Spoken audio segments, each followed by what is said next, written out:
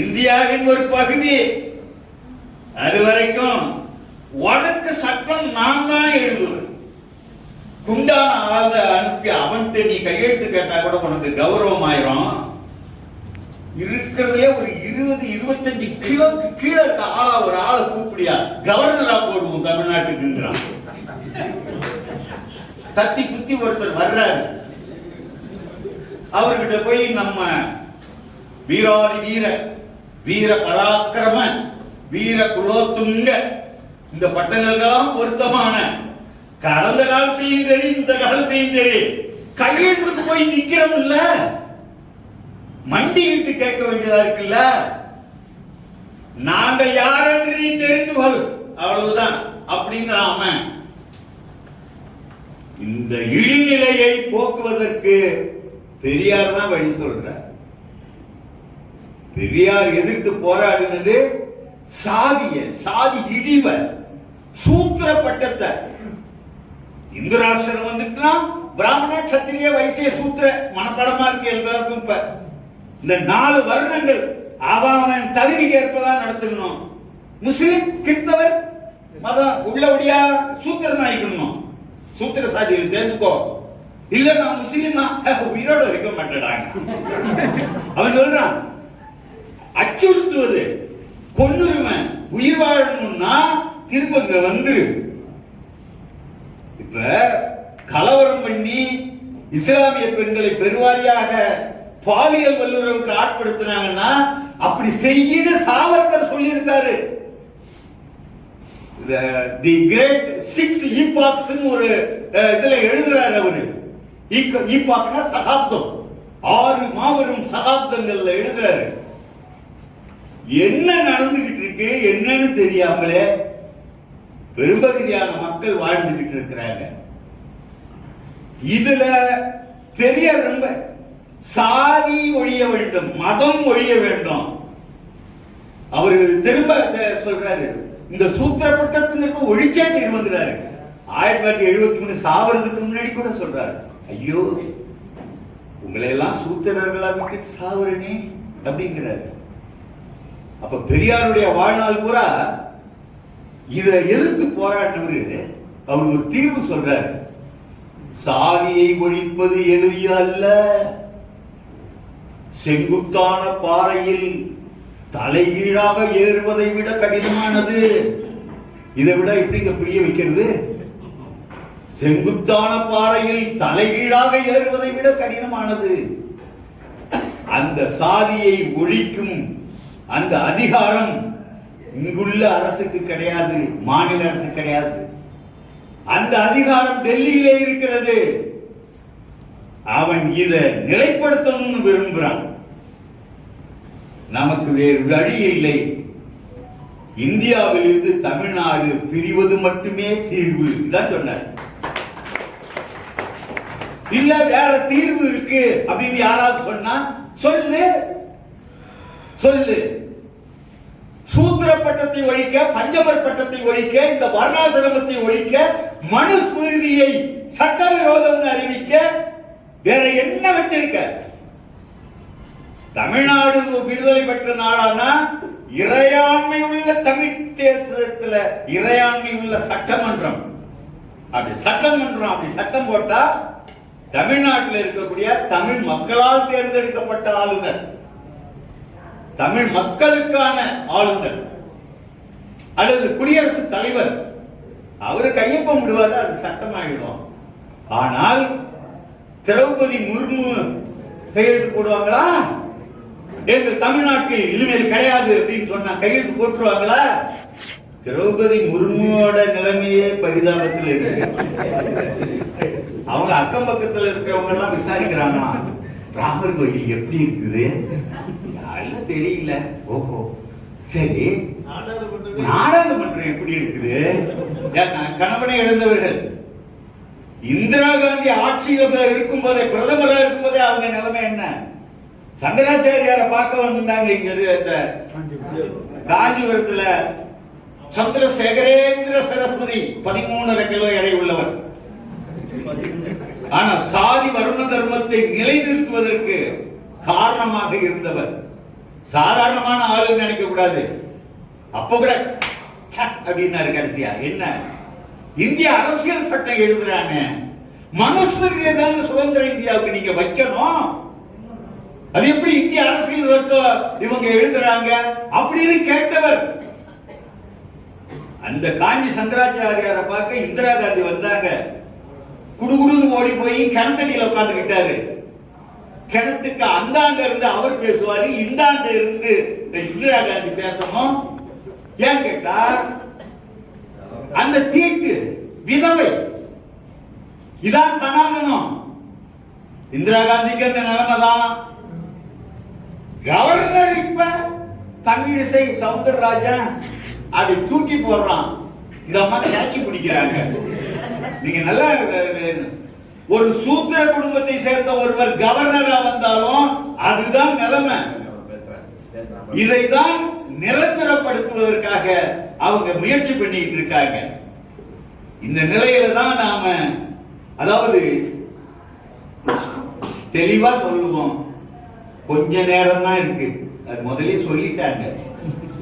அதுக்குள்ளார பெரிய பிரச்சனைகளே என்னால் தம்பி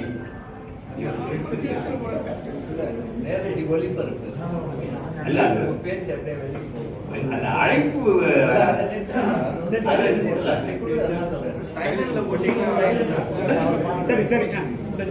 அது ஒண்ணு நீங்க செய்யுங்க.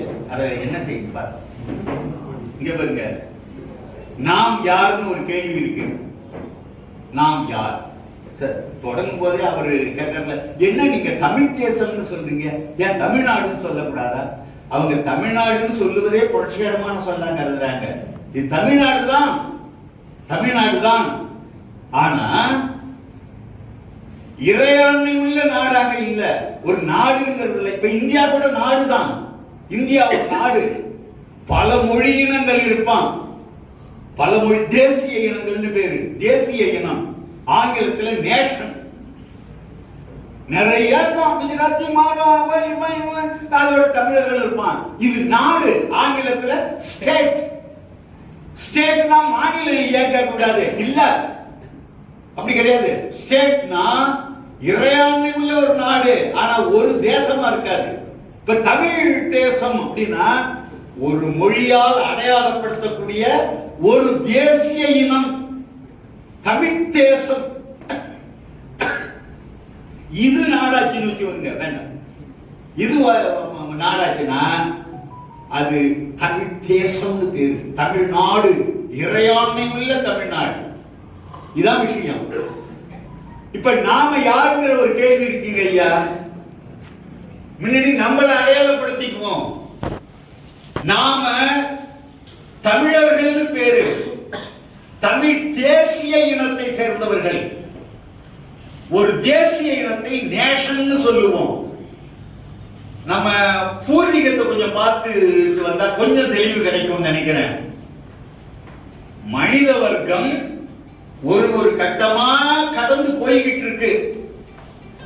ஒரு காலத்துல மனிதர்கள் எப்படின்னா கருப்பர்களா, வெள்ளையர்களா, மஞ்சள் நிறத்தவரா, அல்லது இந்த லேசான வெளுமை உள்ளவர்களாக 4 மரபினங்களா மனித வர்க்கம் தோற்றம் கண்டது. அதுல முதல் கட்டமா காக்கசாய்டு. அதாவது அவனுக்கு பேசலாம் தெரியாது. இந்த தலைமுடி, மூக்கினுடைய நீளம், மண்டையினுடைய அளவு, உடலின் நிறம், அந்த தலைமுடி உடலில் இருக்கக்கூடிய முடி, அவனுடைய மரபின கூறுகளை வைத்து வெள்ளரிலிருந்து இருந்தார். காக்கசஸ் மலைப்பகுதி என்பது அந்த வார்த்தை. ரஷ்யா காக்கசாய்டு மரபினம், ஆங்கிலத்தில் ரேஸ், RACE. ஆப்பிரிக்கன் பகுதியில நீக்ராய்டு, கருப்பு, மூக்கெல்லாம் சாதாரண சப்பையா தான் இருக்கும். அவனுடைய சின்ன ஆனால் சுருட்டையா இருக்கக்கூடிய முடி, அந்த மரபினம் நீக்ராய்டு. அதன் பிறகு வடகிழக்கு இந்தியா இருக்குல்ல, சீனா காரணம், ஜப்பான் காரணம், மங்கோலாய்டு பேரு. மங்கோலியர்கள், மங்கோலாய்டு மஞ்சள் நிறத்தவர்கள். இதெல்லாம் மரபினம்னு பேரு. நாம இந்த மத்திய இந்த வெஸ்ட் ஏசியான்னு சொல்றோம்ல, ஆசியாவுடைய மேற்கு பகுதி, அதிலிருந்து ஆஸ்திரேலியா வரைக்கும் ஒரு இனம் வாழ்ந்ததா கருதப்படுது. ஆஸ்திரலாய்டு பேர். நாமெல்லாம் ஆஸ்திரலாய்டு மரபினத்தை சேர்ந்தவர்கள் அல்லது நீக்ராய்டுன்னு சொல்றாங்க. நான் இது சொல்றது நமக்கு ஒரு தெளிவு வேணுங்கிறதுக்காக. இந்த 4 தான் மரபினம். அப்ப எல்லாம் மொழி எல்லாம் இல்ல. திரும்ப இந்த இனங்கள் கருவிகளை பயன்படுத்தின, வேட்டையாடின, பைத்தொழிலில் ஈடுபட தொடங்கின, நாக்கு மொழியை பேச ஆரம்பித்தது. அப்ப இவை பல பண்பாட்டு இனங்களாக மாறியது. இந்த காக்கசாய்டுன்னு சொன்ன ஒரு இனம், அதிலிருந்து உருவானதுதான் ஆரியர்கள் என்ற பண்பாட்டு இனம். இந்த இந்தியாவுல தென்பகுதியில, இந்த தென்பகுதியில இருந்த அந்த இனமானது திராவிடர்கள்னு அறிஞர்கள் பேர் கொடுத்தாங்க. ஏதோ நமக்கு பிடிச்சு ஆசைப்பட்டு வச்சுக்கிட்டாங்க போல் இருக்குன்னு. தமிழை திராவிடம்ங்கிற சொல்லு ஒரு காலத்துல தமிழை உச்சரிக்க தெரியாம ஆரியர்கள் பயன்படுத்தின சொல்லு திராவிடம், தமிழம், திராவிடம், அப்படி திராவிடம்னு வந்தது. ஒன்று. இரண்டாவது, தமிழ் விளங்கிய தென்னிந்திய பகுதியை திராவிடம் என்றார்கள். அப்புறம் ஆராய்ச்சியாளர்கள் வந்தாங்க. அவங்க இங்க பேசுற எல்லா மொழிக்குள்ளாரையும் இருக்கக்கூடிய ஒற்றுமையை பார்த்து ராபர்ட் கால்டுவெல் இது இந்த மொழி குடும்பத்துக்கு திராவிடம்னு பேர் கொடுத்தாங்க. தமிழ், தெலுங்கு, மலையாளம், கன்னடம் உள்ளிட்ட மொழிகளை பேசுகிறவர்கள் திராவிடர்கள் என்று அடையாளப்படுத்தப்பட்டார்கள். இது 3. இது இல்லாம எனக்கு விடுதலை வேணும், என் பகுதி தெலுங்கு பேசுறவன், மலையாளம் பேசுறவன், கன்னடம் பேசுறவன், தமிழ் பேசுறவன் எல்லாரும் இருக்கான். அப்படிங்கிற நிலைமையில இந்த சென்னை மாகாணத்தை தமிழ்நாடு தமிழருக்கேன்னு சொல்ல பெரியார், திராவிட நாடு திராவிடருக்கேன்னு அனைவருக்குமான முழக்கமாக அதை மாத்துறார். அதை நாம என்ன பார்க்கணும்னா, பல மொழி பேசுறவர்கள் இருந்ததால் திராவிடம் என்றும், அனைத்து மொழியும் பேசக்கூடியவர்களாக சென்னை மாகாணம் இருந்ததால் அதற்கு திராவிடம் என்றும், இதுதான் திராவிட நாடு. இதுக்கு கூட எனக்கு ஆங்கிலேயர்கள் நேரடி ஆட்சியில வச்சு கொண்டு பெரியார் கேட்கும்போது அவங்க என்ன சொல்ல வர்றாருன்னா, பார்ப்பனியம் ஒழிந்த நிலப்பரப்பு, அதுக்கு அது எவ்வளவு சின்னதா இருந்தாலும் சரி அது திராவிடம் அப்படின்னு அவர் அடையாளப்படுத்துறாரு. அவர் சொல்றாரு, அது என்ன பார்ப்பனர் அல்லாதார் திராவிடர்கள் நாங்க வச்சுக்கிறோம்.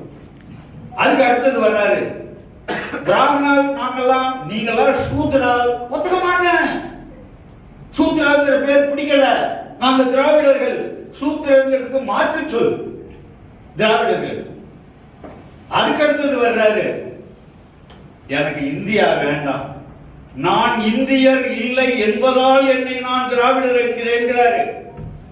உங்களை திராவிடர் சொல்லிக்க வேண்டாம், உன்னை இந்தியர் இல்லைன்னு சொல்ல உனக்கு முதுவெலும்பு இருக்கான்னு பாக்குறேன். தமிழ் தேசியம்னு பேசுறவங்க நான் இந்தியர் இல்லை அப்படின்னு அறிவிக்கணும்ல. பெரியார் அறிவித்தார். பார்ப்பனர் அல்லாதார் என்பதற்கும் அதே சொல்லு, சூத்திரர் அல்லாதார் என்பதற்கும் அதே சொல்லு, இந்தியர் அல்ல 1940 அந்த உரை எடுத்து வச்சிருக்கேன், அதற்கும் அதே சொல்லு. அப்ப பெரியார் என்ன தெளிவா இருக்காருன்னா, இந்தியா என்பதற்குள் இருக்கும் வரை நமக்கு வேறு வழியே இல்லை, நாம ஒரு கால நம்ம இந்த சூத்திர பட்டத்திலிருந்து இழிவிலிருந்து தப்பிக்க முடியாது அப்படின்னு சொல்லி பெரியார் சொல்றதோட இல்ல, பந்தயம் வேண்டுமானாலும் கட்டுவேன், மத்திய அரசாங்க பிடியிலிருந்து திராவிட நாடு தனி நாடாக பிரியாவிடில் சுதந்திரம் இல்லை, சோறு இல்லை, மான வாழ்வு இல்லை, இது உறுதி உறுதி உறுதி, பந்தயம் வேணுமானாலும் கட்டுவேன். 25/2/1949 விடுதலை அறிக்கை. அதாவது நீங்க அந்த மனிதர் தங்களை எப்படி சுதந்திரமாயாக, அப்ப அவர் பிரிவினை கோர்றார். தமிழர் இழிநிலைக்கு காரணம் இந்து மதத்தை தனது மதம் என்று கருதியதும், இந்தியா பூராவையும் தன் நாடு அதாவது தேசம் என்று கருதியதும், இவ்விரண்டுக்கும் உழைக்கும் தொண்டே மக்கள் தொண்டு, தேச தொண்டு அதாவது தேசாபிமானம் என்று கருதி வருவதுமே ஆகும். இந்திய தேசாபிமானம் என்பது தமிழன் பல நாட்டாரின் நலனுக்கு உழைத்து பல நாடுகளுக்கு அடிமையாக இருப்பது என்பதாகும் அப்படின்னு அவரு. இது 23/10/1938 குடியரசு. அப்ப நான் என்ன சொல்ல வரேன்னா, இந்தியாவில் இருக்கிற வரைக்கும் உங்களுக்கு வழி இல்லை. இது பெரியார் அவர் கேட்டது பிரிவினை. 1956 இருந்து தமிழ்நாடு தமிழருக்கேங்கிறத அவர் உயர்த்தி பிடிக்கிறார். ஆணைமுத்து ஐயா அதாவது பழைய கற்காலத்திலிருந்து புதிய கற்காலம் வரும்போது அதை கொஞ்சம் கூர்ந்துட்டுவான் தெரியுமா, அந்த வேலையை செய்கிறார் ஆணைமுத்து. நீங்க ஆணைமுத்து ஐயாவை லேசாலாம் நினைச்சிடக்கூடாது. அவர் அரசியல் அறிவியல் அறிந்தவர். ஆணைமுத்து ஐயா அவரு அந்த தன்னுரிமை அப்படின்னா செல்ஃப் டிட்டர்மினேஷன் இருக்கிறத தமிழ்ல சுய நிர்ணய உரிமைன்னு சொன்னாங்க. சுயங்கிறது தமிழ் சொல் இல்ல, அதனால இப்ப தன்னுரிமை அப்படின்னு பேசலாம் பயன்படுத்தலாம் சொன்னாங்க. அதை எல்லாரும் ஏற்று நாம தமிழ் தேசிய இனம் அதாவது நேஷன், நமக்கு சுய நிர்ணய உரிமை உண்டு. அந்த சுய நிர்ணய உரிமையை நாம் பெற்றாக வேண்டும். நம்மை போலவே இந்தியாவில் இருக்கக்கூடிய ஏனைய இனங்களும் தேசிய இனங்களும் சுய நிர்ணய உரிமையை பெற்றாக வேண்டும். அந்தந்த தேசிய இனம் சுய நிர்ணய உரிமையோடு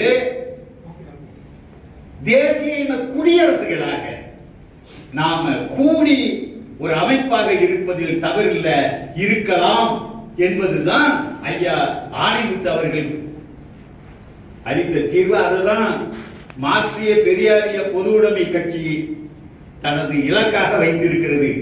தமிழ் தேச தன்னுரிமை வென்றெடுப்போம் என்று தலைப்பிட்டு ஐயா தந்தை பெரியார் அவர்கள் எழுதிய கட்டுரைய மலர்ல முதல் கட்டுரையா வச்சிருக்காரு. ஏதோ புத்தகம் போட்டிருக்காங்கன்னு கருதிடக்கூடாது. 37 கட்டுரைகள் இருக்கு. இதுல இருக்க செய்தியை பின்னால தேடிக்கிட்டு அலைவோம். நம்ம இதை வாங்கி பத்திரப்படுத்திடணும். அது ரொம்ப முக்கியம். கடுமையாக உழைச்சிருக்காங்க தோழர்கள். அவர் பைன் பண்றவரு தூங்கிட்டாரு. ஐயா வாலாசா வல்லன்னு உட்கார்ந்து எனக்கு ரொம்ப வேடிக்கையா இருக்கும். நம்ம வேலை வாங்கிக்கிறது நினைச்சா நமக்கு அந்த காரியம் முடியாம நாளைக்குள்ளங்கிறதுக்கு நம்ம படுற பாடு இருக்குல்ல. டீ குடிக்கிறீங்களா, ஓடி போயிட்டு வேற ஏதாவது சாப்பிடுறீங்களா, எனக்கு கொசு கடிக்கிற மாதிரி இருக்கு, அந்த முதுவை சொல்லி கொடுனால செய்ய தயாரா இருக்கணும். ஏன்னா நமக்கு அதுக்குள்ள அந்த வேலை முடியணும். படாத பாடுபட்டு இந்த தோழர்கள், நான் அந்த தோழர்கள் யாருடைய பேரையுமே நான் குறிப்பிடல பாருங்களேன், அவ்வளவு உழைப்பு செலுத்தி இருக்காங்க. இந்த நான் நேராணையமா தீர்ந்திருக்கும்னு நினைக்கிறேன். அதாவது நீங்க நீங்க ஒரு விஷயத்துல தெளிவா இருக்கணுங்கிறது என்னுடைய ஆசை. இங்க பாருங்க, மரபினம் ஒரு காலத்தில் இருந்தது, ரேஸ், கல்ச்சுரல் ரேஸ், பண்பாட்டு இனம் இருந்தது. இப்ப தென்னிந்தியாவை எடுத்தோம்னா திராவிடர்கள் பண்பாட்டு இனம் கொடுக்கிறாங்கல்ல. இந்த பண்பாட்டு இனம் ஒரு காலத்துல தமிழாக இருந்திருக்கிறது. இல்ல அது புரோட்டோ திராவிடியன்கிறாங்க. இது மாறுபட்ட கருத்து. இது தமிழா இருக்கு, சமஸ்கிருதம் கலந்து தெலுங்கு ஆகுது, சமஸ்கிருதம் கலந்து கன்னடம் ஆகுது, சமஸ்கிருதம் கலந்து மலையாளம் ஆகுது. இப்ப தனித்தனி மொழிகள், தனித்தனி இனங்கள், இதுக்கு பேர் தான் தேசிய இனம்னு பேர். அப்ப ஒரு பண்பாட்டு இனமாக இருந்த திராவிடர்கள் என்பது மாறி இப்ப தேசிய மொழிவழி தேசிய இனங்களா நம்ம வாடுறோம். ஆனா பெரியார் என்ன செய்கிறாரு அப்படின்னா, திராவிடம்ங்கிற சொல்ல அவரு சென்னையில ஒரு ஹை ஸ்கூல்ல அவர் உரையாற்றும் போது சொல்றாரு, அது ஒரு குறியீட்டு சொல். ஆரியத்தை ஏற்காம, பார்ப்பனியத்தை ஏற்காம, சாதி முறையை ஏற்காம மத ஒடுக்குமுறையை ஏற்காம தன்மானத்தோடு இருக்கக்கூடிய அந்த நிலையை சுட்டக்கூடிய குறியீட்டு சொல்லாக நான் திராவிடம்ங்கிறத பயன்படுத்துறேன்னு சொல்றாரு. அது மொழியை குறிக்கலாம் அல்லது ஒரு மக்கள் பிரிவுகளை குறிக்கலாம், அதெல்லாம் வேற.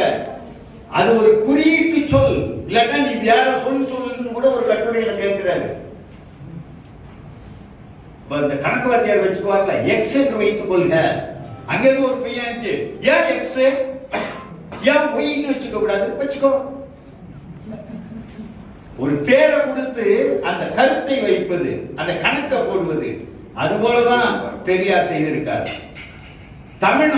தமிழ்நாடுங்கிறீங்க, அப்புறம் திராவிட நாடுங்கிறீங்க. ஒழுங்கா எடுத்து படிச்சு பார்த்தா விடை எல்லாம் இருக்கு முன்னாடியே.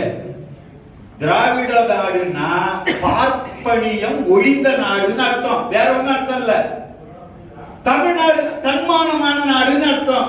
தமிழ்நாடுங்கிறீங்க, அப்புறம் தன்மானமான நாடுங்கிறீங்க, நான் ஒத்துக்க மாட்டேன் அப்படின்னா இது என்னங்க? இதெல்லாம் ஆர்குமெண்ட். இன்னைக்குமே தமிழ்நாடு தனி நாடாச்சுன்னு வச்சுக்கோங்க, பார்ப்பனியத்தை ஒழிச்சிட்டா அது பேரு திராவிட நாடு. அந்த கருத்தியல் வேற ஒண்ணும் இல்ல. அவன் என்ன சொல்றான், ஒழிய விடுவனா, இந்தியாவே பார்ப்பனியம் தடைக்கும் நாடாக நான் நிறுவுவேன். இன்னைக்கு இந்தியா, நாளைக்கு இது பேர் பாரத். பாரத்னா அந்தந்த வருணம் அவன் வேலை செய்யணும். சூத்ரால் மரியாதை, சூத்திரன்னா மரியாதை குறைச்ச, சூத்ரால் அவ வேலையை செய்யணும். இதை நிலைநிறுத்தப்பட்ட அந்த புண்ணிய பூமிக்கு பேரு பாரத். இந்தியா பாரத் ஆகணுங்கிறான். இவன் அரசியல் சட்டம் எழுதும் போதே மல்லு கட்டினான், தொல்லை தாங்க முடியல. இந்தியா தட் இஸ் பாரத்னு அப்ப முடிச்சுட்டாங்க. இப்ப ஏன் இந்தியா கழட்டி விடு அப்படின்னு இன்னைக்கு வம்புக்கு நிக்கிறான். இந்தியா பாரத் அவன். இவங்க என்ன பண்ணாங்க, தமிழ்நாடு திராவிட நாடு, அது தன்மான நாடுங்கிற அடையாளம், பார்ப்பனியம் ஒழிந்ததுன்னு அர்த்தம். இவ்வளவுதான் இதுல. இப்ப இந்த இனம் நாம தேசிய இனம், திராவிட இனம்ங்கிறது அது ஆய்வு சார்ந்தது. நாம ஒரு தேசிய இனம். இந்த தேசிய இனமானது விடுதலை அடையணும் அப்படிங்கிறது தான் பார்வை. இது என்ன எப்படி வருதுன்னு சொன்னா, இங்க பாருங்க, உலகத்துல 193 நாடு இருக்கு. இந்த 193 நாடும் திடீர்னு கடவுள் படைச்சல்ல, ஒன்றிலிருந்து இன்னொன்னு பிரிந்து பிரிந்து வருது. முதல் உலக போர் 1914 இருந்து 18 வரைக்கும் நடந்தது. அதுக்கு முன்னாடி ஐரோப்பாவில் 14 நாடு இருந்தது. அது முதல் உலக போர் முடிஞ்ச பிறகு 24 நாடா மாறிச்சு. இரண்டாம் உலக போர் 1939 இருந்து 45 வரைக்கும் நடந்தது. அந்த போர் தொடங்குற காலத்துல 34 நாடுகள் ஐரோப்பாவில் இருந்தது. இன்னைக்கு 50 நாடுகள் இருக்கு. இந்தியாவுக்கு சமமான நிலப்பரப்பு ஐரோப்பா. இந்த அதுல 50 நாடுகள். என்னையா அப்படின்னு, செக்கோஸ்லோவேக்கியா ஒரு நாடு, என்ன ஆச்சு அப்படிங்கிற, இல்ல டீ சாப்பிட்டோம், நீ செக்கு நான் ஸ்லோவேக்கு, ரெண்டு பேரும் ரெண்டு தனித்தனியான இறையாண்மை உள்ள நாடாக போவதுதான் சரியானதுன்னு நாங்க பேசி முடிவெடுத்துட்டோம். இப்ப தனி நாடுங்கிறான். வெறும் 8 லட்சம் பேரை வச்சுக்கிட்டு எல்லாம் இன்னைக்கு பெரிய நாடுகள் வந்துட்டான். இப்ப 193 நாடுல நாம தமிழ்நாடை விட சின்ன நாடுகள்லாம் நிறைய இருக்கு. அதாவது சரியான புள்ளி விவரமா சொன்னா, மக்கள் தொகையில தமிழ்நாடை விட சிறியது 170 நாடு இருக்குங்க உலகத்துல. மொத்தம் உள்ள 193ல பரப்பளவுல தமிழ்நாடை விட சின்னது 106 நாடு இருக்கு. ஏன்யா என்ன ஏன்னா அவன் சொல்றான், நீங்களாம் அப்படி இருப்பீங்க, நாம 147 கோடி இருக்கிறோம் இந்தியாவுல. 147 கோடி ஒரே இனமா, ஒரே மொழி பேசுகிறீர்களா? இல்ல. அப்படி என்றால் ஒரே மொழி பேசலன்னா ஆளும் மொழி எது? இந்தி. அப்படின்னா உங்களை ஆளுபவர்கள் இந்தியர்கள், இந்திக்காரர்கள், நீங்கள் அடிமைகள் அர்த்தம். என்ன அப்படி சொல்லிட்டீங்கன்னா, உன் சட்டமன்றம் சட்டம் போட்டதுக்கு அப்புறம் யாருக்கிட்டையாவது கையெழுத்துக்கு போய் நின்றுகிட்டு, ஐயா கையெழுத்து போடுங்க, சோறு வேணா போடுறேன், கையெழுத்து போட முடியாதுன்னு உள்ளார ஒரு குரல் வருது. சோறு போட முடியாதுங்களா? இல்ல அது நம்ம பற்றி பேசுனா ஞானம் ஆகுறதுனால வேகமா அப்படி. அப்ப புரியுதா உங்களுக்கு? நாம் அடிமைகள். வெக்கம் என்ன இதுல வேண்டியிருக்கு? நாம் அடிமைகள், அடிமைப்பட்ட மக்கள். இந்த அடிமைத்தனத்திலிருந்து விடுவிக்கிறதுக்கு தான் நம்ம பெரியார் முயற்சி செஞ்சார், ஐயா ஆனந்த் முயற்சி செஞ்சார். அவங்க சொல்லக்கூடியது இதுதான். அதாவது உங்களுக்கு இன்னும் சரியா சொன்னா 6 கோடிக்கு மேல மக்கள் தொகை உள்ள நாடு உலகிலேயே 20 தான் இருக்கு. 1 கோடிக்கு கீழே மக்கள் தொகை உள்ள நாடு 120 இருக்கு. 50 லட்சம் மக்கள் தொகை மட்டும் உள்ளது 90 நாடு இருக்கு இன்னைக்கு உலகில. நாம 8 கோடி பேர் இருக்கிறோம். அப்படியே நிச்சய நிமித்து மைக்க ஆட்டி நம்ம ஆட்கள் ஓட்டு கேட்கிற அழகு இருக்க அதிகாரம் மிக்க அடிமைகள். அப்படி நீங்க 39 பேர் நாங்கள் இருக்கிறோம். அங்கே பாண்டிச்சேரியில் இருந்து ஒருவர் 40 பேர் தமிழர்கள் போவோம். போய் என்ன செய்வீங்க? அங்கே அவங்க சட்டம் கொண்டு வருவாங்க, முடியாதுன்னு சட்டம் போடுவோம். அப்புறம் கோபமா எழுந்துச்சு வெளியில வந்துருவோம். வேற என்ன செய்வீங்க? அவ்வளவுதாங்க செய்ய முடியுதுல. அவன் என்ன சொல்றான்னா, தமிழ்நாட்டில் இருந்து வந்தார்கள், கேரளாவில் இருந்து வந்தார்கள், எல்லாரையும் வச்சுக்கிட்டு தான் நாங்க இந்த சட்டத்தையே போடுறோம். ஜனநாயகமான சட்டம் தான். நம்ம ஆட்கள் போய் அங்க உட்கார்ந்து அநியாயமான சட்டங்களுக்கு ஜனநாயக முகமூடிய மாட்டி விட்டுட்டு வந்துடுறது. இதுதான் நடந்துகிட்டு இருக்கு. நம்ம இதுல இன்னும் சொல்ல போனா நாம ஒரு தேசிய இனங்கிறோம். இதுக்கு ஒரு நீண்ட வரலாறு இருக்கு. இவங்களுக்கு இறையாண்மை உள்ள அந்த நான் இனமாக எந்த மனிதனும் இறையாண்மை இல்லாத மனிதனே கிடையாது உலகத்துல. எந்த தெருவில் பிச்சை எடுக்கணுங்கிறத நான் தான் முடிவு எடுப்பேன். ஒருத்தன் பிச்சையாரன் எந்த தெருவில் பிச்சை எடுக்கிறதுக்கு நீ என்ன சொல்றது? நான் தான். என்ன சாப்பிடுவது எல்லாம் நான் தான் முடிவு. இதுதாங்க இறையாண்மைங்கிறது. சாவரின்டின்னு பேரு. அப்ப என்ன ஆகுதுன்னா, ஒரு தனி மனிதனுடைய இறையாண்மையை உலக சட்டங்கள், ஒப்பந்தங்கள், சாசனங்கள் அங்கீகரிக்குது. இப்ப நான் என்ன செய்யறேன்? அப்படியே மூச்சை எடுக்கிறேன், மூச்சை எடுத்து விரிவடைகிறேன். கன்னியாகுமரியில இருந்து இந்த பக்கம் சென்னைக்கு அந்தாண்ட கும்பிடி குண்டிய தாண்டி இப்ப நான் விரிவடைஞ்சிட்டேன். அதே மனிதன் தான். இந்த மனிதன் என்ன மொழி பேசுகிறேனோ இதைத்தான் கன்னியாகுமரியிலிருந்து அது வரைக்கும் பேசுவாங்க. இங்க என்ன உணர்வு இருக்கிறதோ அதுதான் எல்லாருடைய உணர்வு. எனக்கு எது நல்லதோ அது இந்த 8 கோடி பேருக்கு நல்லது, எனக்கு எது கெட்டதோ அது இந்த 8 கோடி பேருக்கு கெட்டது.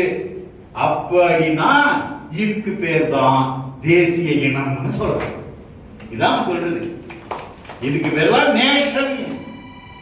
அப்ப என்னன்னா அவன் சொல்றான், நீ ஒரு நேஷன் சொன்னா தனி நாடு வச்சுக்கலாயா? ஏன் நீங்க பார்க்கலையாங்கிறான். எதை பார்க்கலையா அப்படின்னா அவன் உடனே சொல்றான், ஏன் இதுக்கு முன்னாடி நீங்க பார்க்கலையா? உட்ரோ வில்சன் சொல்றத பார்க்கலையா? 1945 ஐநா சாசனம் சொல்லுது இல்ல, நீ ஒரு தேசிய இனம் என்றால் தனி நாடு அமைக்கணும், யாரும் இன்னொருத்த மேல குதிரை ஏறக்கூடாது அப்படின்னு. 1966 the covenant, international covenant on political and civil rights அப்படின்னு அந்த காவனன்ட்ல சொல்லுது.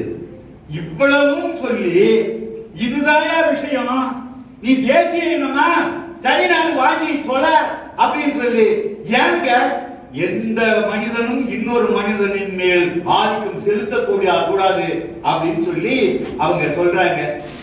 இததான் நம்முடைய தலைவர்களும் கடந்த காலத்துல கேட்டிருக்காங்க. இப்ப இன்னும் இந்த ஒரு செய்தியோடு நான் இதை நிறைவு பண்ணிக்கிறேன். அதாவது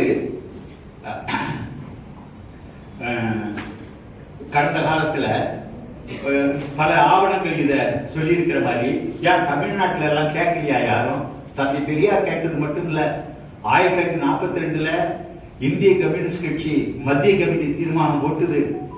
ஆங்கிலேய சர் ஸ்டாஃபோர்டு கிரிப்ஸ் இங்க வந்தப்ப ஐக்கிய தேசிய முன்னணியின் திட்டமானது சுதந்திர இந்தியாவில் வருங்காலத்துல ஒன்றாக வாழும் பல தேசிய இனங்கள் வகுப்புகள் இவற்றுக்கிடையே முழுமையான சமத்துவம் நிலவும் என அறிவிக்க வேண்டும்.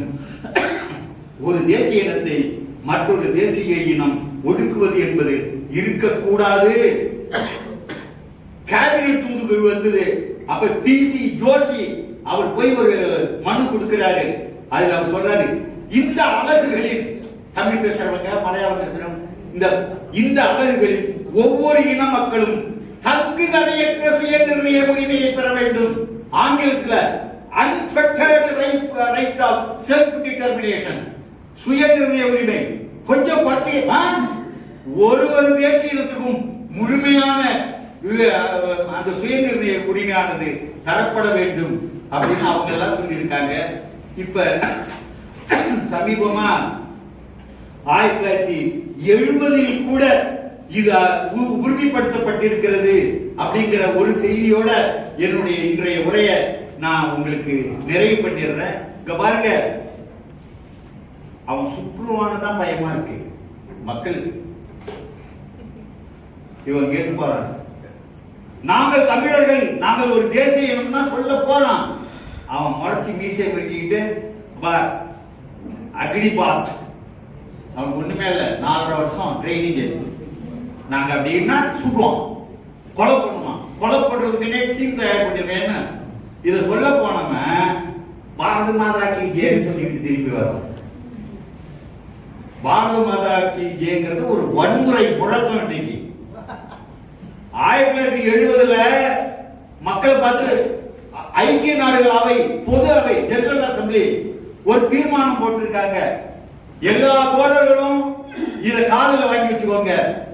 ஒரு மக்களுடைய, ஒரு மக்கள், ஏ பீப்புள், இங்கிலீஷ்ல ஏ பீப்புள்னா ஒரு குண்டானுக்குள்ளார ஒரு புடி தமிழர்கள், ஒரு புடி குஜராத்தி, ஒரு புடி மராட்டி, ஒரு புடி காஷ்மீரி எல்லாம் அள்ளி போட்டு குலுக்கி, அதுக்கு பேரு ஏ பீப்புள் கிடையாது.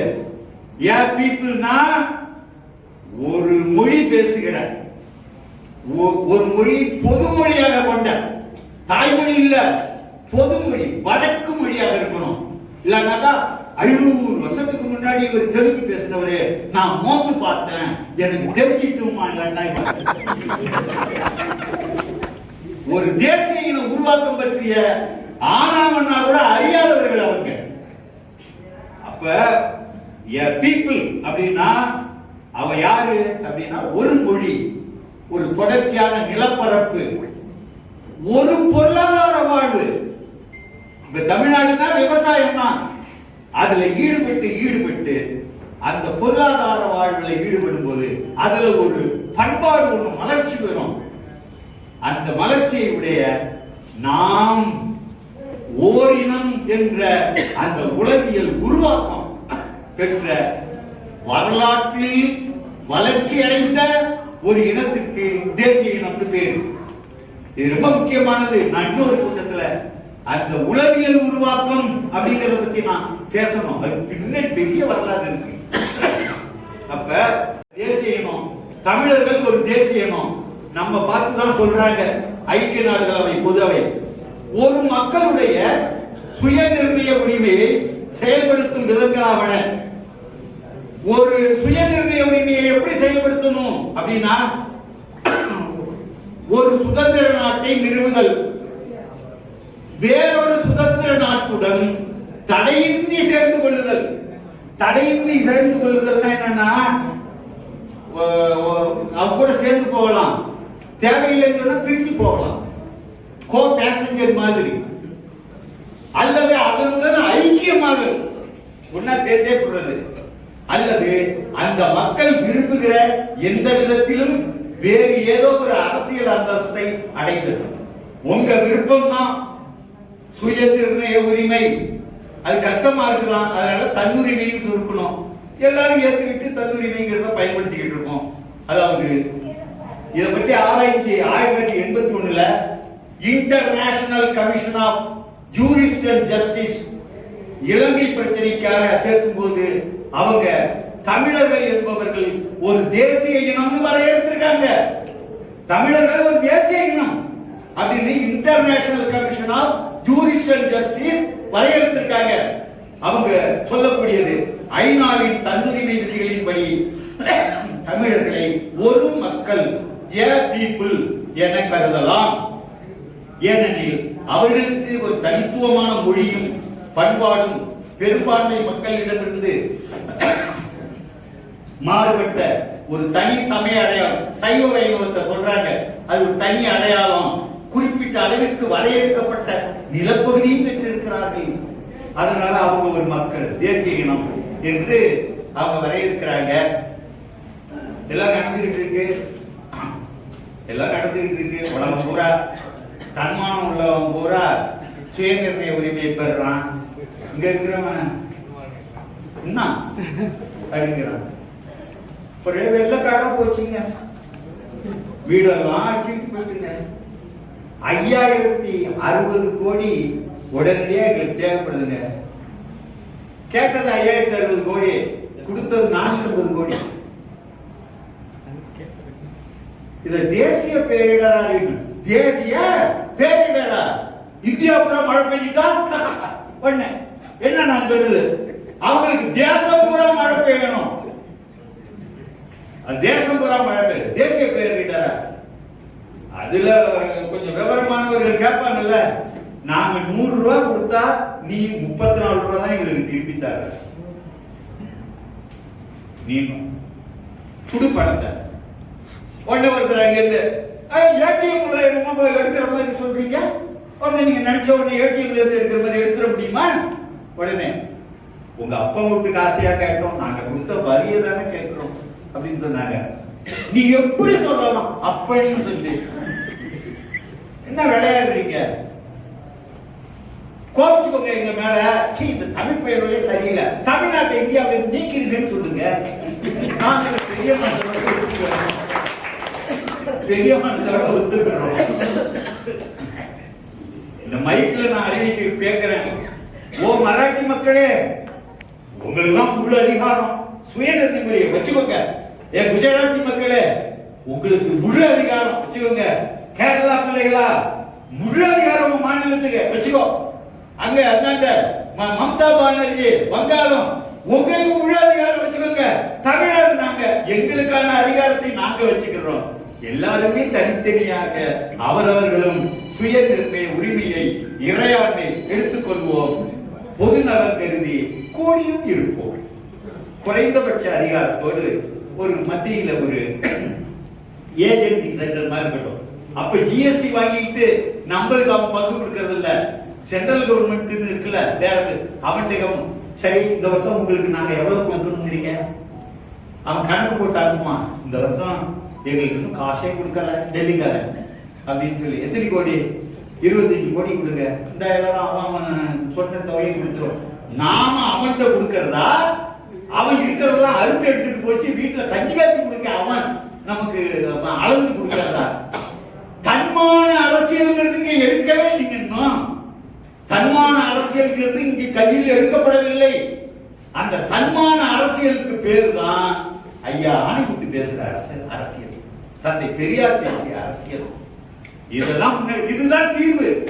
பிரசவம் ஆகிற நேரம் 10வது மாசம், இந்த பக்கம் நிர்மலா சீதாராமன் இன்ஜெக்ஷன், இந்த பக்கம் மோடி இன்ஜெக்ஷன் போட்டு புள்ள பறக்காம எம்மாக்கார நீ குத்தி வைப்ப,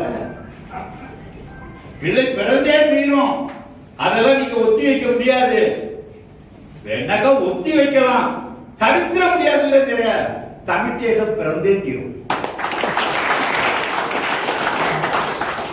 நீங்க இவ்வளவு பேர் இருக்கீங்க, என்ன பண்றது? வயசாகிட்டு என்ன 80 இருக்குமா? 80 ஒரு வயசாக, மூத்திரவாளியோட 94 வயசு வரைக்கும் ஒருத்தர் அலைவாரா, 80 வயசு ஆயிடுச்சுதான். ஜெயராமா, ஐ அம் ரிட்டையர்ட். ரிட்டையர் ஆகுதா இருக்கு 24 மணி நேரம் வெளியில வேலை செய்யறதுக்கு. அது உங்ககிட்ட ஒரே ஒரு கேள்வியோட நம்ம முடிச்சுக்கிறேன். ஒரு நச்சு காடு, விஷ மரம், முள் செடி இருக்கு, இப்ப அதை கொளுத்த முன்னுங்க. கொளுத்ததான் தீர்வு. எத்தனை தீக்குச்சி வேணுங்க உங்களுக்கு? ஒரு குச்சி போதும் இல்ல. அந்த ஒரு குச்சி ஒரு பெரும் காட்டையே அழிக்கும். இப்ப அந்த குச்சியை அதுல கொளுத்தணும்னா என்ன செய்யணுங்க? தீப்பெட்டியோட சைடுல இப்படி உரசணும். உரசாமலே தீக்குச்சி எடுத்துட்டு பத்தவே மாட்டேங்குது. இது தப்பு இல்ல. இல்ல உரசுன மக்கள் ஏற்கல, உரசுன மக்கள் தான் ஏற்கல, சரியா உரசலங்கிற பத்தலன்னா நல்லா தேய்ச்சிட்டு கொளுத்தி பாருங்க. 150 தீக்குச்சிங்க இருக்கிறீங்க. வெடிமருந்த பெரியாரும் ஐயா ஆணைமுத்து கொடுத்திருக்காங்க. தமிழ் தேச பணியில் ஈடுபடுங்க, நமக்கு வெற்றி நிச்சயம். அது வரைக்கும் இந்த தேர்தல் நின்று ஏதாவது பண்ணிக்கிட்டு கிடக்கட்டும். அவங்களுக்கு தெரிஞ்ச அரசியல்.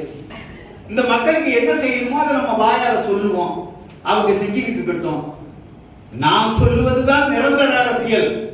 அது இப்ப தற்காலிக அரசியல். இந்த பிள்ளைவ பால் காய்ச்சற வரைக்கும் வாயில ஒரு ஊட்டி ஒண்ணு வச்சிருப்பாங்கல்ல, அழுவாம இருக்கிறதுக்கு. அது மாதிரிதான் இந்த அரசமைப்புல நம்மவர்கள் பங்கேற்பது. ரொம்ப மகிழ்ச்சி. நான் அதிக நேரம் பேசிட்டேன். ரொம்ப மகிழ்ச்சி. அனைவருக்கும் நன்றி. இவ்வளவு நேரம் அனுமதிச்ச ஐயா உங்களுக்கு நன்றி. வணக்கம்.